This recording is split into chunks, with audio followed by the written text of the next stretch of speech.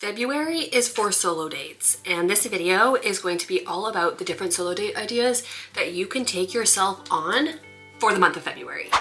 So you're probably like, Marissa, why do you want to go on solo dates? Like, why not go on actual dates? That's because when my last relationship ended, which is coming up on 3 years, which is crazy. First off, when I left that relationship, I truly had no idea who I was. And second, that first year and a bit after that relationship, I isolated myself. I didn't know who I was. I didn't know what I wanted to do. And I feel like I'm finally in a place where like, I want to go out and try new things and really get to know who I am. And if you're new here, I can't multitask because how am I supposed to talk and put makeup on? That's insane. I don't know how to do that. So one sec. So in this video, we're gonna talk about 25 solo date ideas that you can take yourself on this February. Number 1 is a library date. You can go visit your local library, browse the bookshelves, pick out a couple books. You can even stay there and read for a bit, or you can take the books home and enjoy just kind of like a reading day. Number 2 is take a cooking class. You can check out any classes that are in your local area. You can learn a new dish, or maybe just get outside of your comfort zone in going to a class by yourself, because it can be nerve-wracking doing these things for the first time, but you're also learning something new. You're also allowing yourself to potentially make new friends and be around new people. Number 3 is a nature hike. So get outside, find somewhere local, or maybe you have to drive to the next town. It can even be a walk. It doesn't have to be some strenuous mountain that you have to climb. Just get outside and enjoy yourself and nature. So number 4 is bookstores. You can visit a local bookstore or even a new and used bookstore. Either just wander around and see what you like and take notes for later,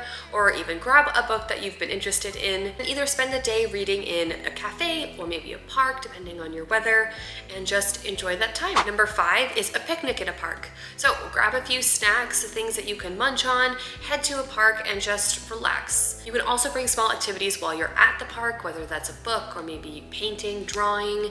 Number 6, mocktail tasting. So find 1 or 2 recipes of new mocktails that you would like to try, grab the ingredients, and then you can head home and just have fun making new mocktails.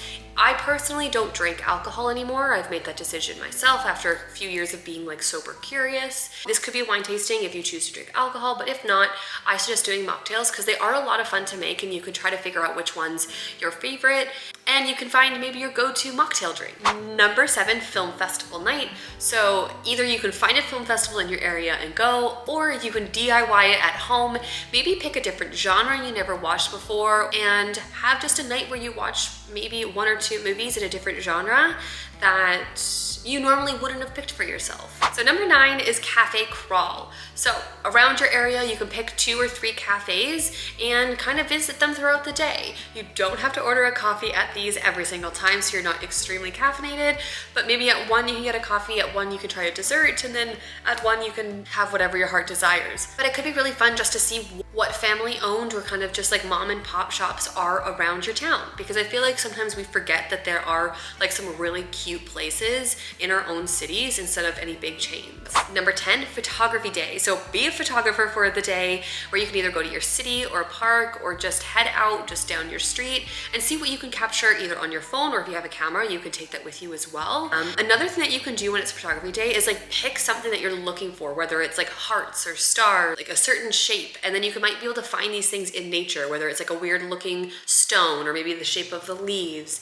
and you can kind of just like go out and venture and just try to find creative things you could take a photo of. Number 11 is a DIY spa day.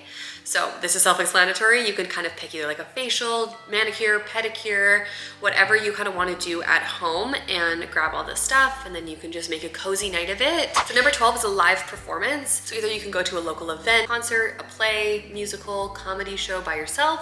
I feel like this one is one that I really want to try, because we hold ourselves back from going to do things like that, like going to your favorite artist concert because you don't have somebody to go with.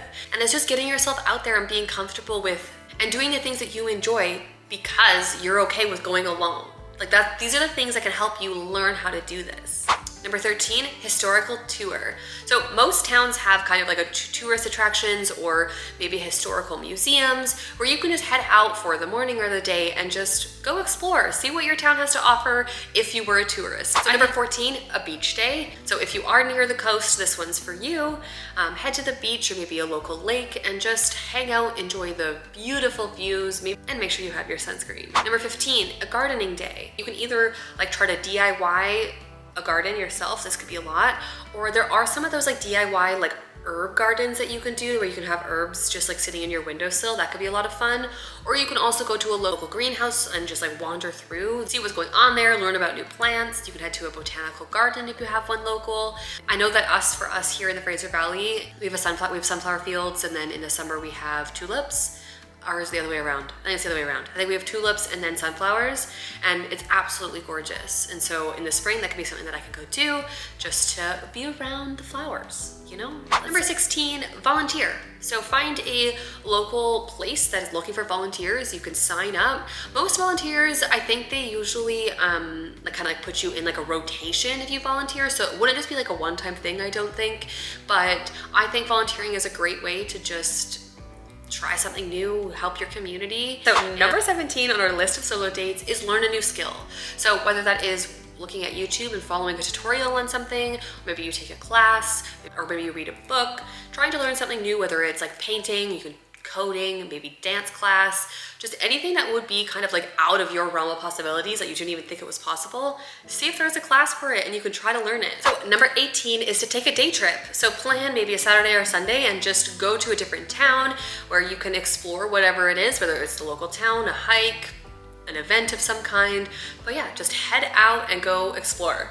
Number 19 is just a self-reflection day where you can just spend the day journaling, reflect on your day, your week, your year, your future, kind of really go through your goals and where is your mindset at, and just really dive into what you've been doing, where you are now, and like where you see yourself or where you want to see yourself moving forward. We should honestly do self-reflection days like once a month, or small like self-reflection moments, whether it's like 10-15 minutes a day, just to really stay on track with what you want to achieve in your life. But it's also a good exercise to do to get to know who you are. If you are all by yourself and you just sit down and you ask yourself, okay, like what's been going on? What am I feeling? What are my fears? What are my dreams?